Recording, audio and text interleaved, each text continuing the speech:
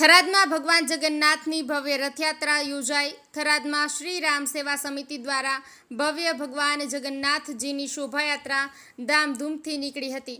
આ યાત્રા થરાદના રામજી મંદિરથી શરૂ થઈને જવાહર ચોક, મોતી બજાર, જૈન દેરાસર, કાજીવાસ, જૂની ગંજ બજાર, મહાલક્ષ્મી મંદિર, જૂની નગરપાલિકા અને બળિયા હનુમાન મંદિર થઈને પરત મંદિરે ફરી હતી। આ શોભાયાત્રામાં બેન્ડ વાજા, ઘોડા, બગી, ડીજે અને નાસિક ઢોલ, ઘોડા અને ઊંટ જેવા વિવિધ આકર્ષણો સામેલ હતા, જેણે યાત્રાને વધુ ભવ્ય બનાવી હતી। આ શોભાયાત્રાના પ્રસ્થાન સમયે સંત શ્રી રામ લખનદાસ બાપુ ચારડા, પૂર્વ સાંસદ પરબતભાઈ પટેલ, કોંગ્રેસ જિલ્લા પ્રમુખ ગુલાબસિંહ રાજપૂત, ડીડી રાજપૂત, પૂર્વ ધારાસભ્ય માવજીભાઈ પટેલ, શૈલેષભાઈ પટેલ સહિત અનેક અગ્રણીઓ મોટી સંખ્યામાં ઉપસ્થિત રહ્યા હતા।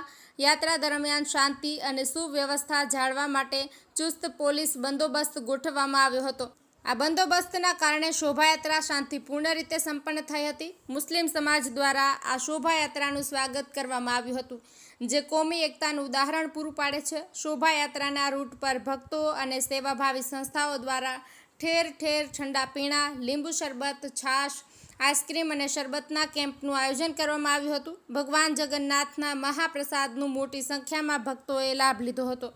આ ભવ્ય શોભાયાત્રાનું આયોજન શ્રી રામ સેવા સમિતિ દ્વારા કરવામાં આવ્યું હતું, જેણે થરાદમાં ધાર્મિક ઉલ્લાસ અને ભાઈચારાનું વાતાવરણ સર્જ્યું હતું। અહેવાલ નયન ચૌધરી, થરાદ। પરંપરાગત રથયાત્રાના આયોજન વર્ષાનુવર્ષે કરવામાં આવી રહ્યું છે। આવી રીતે આજ પણ 2025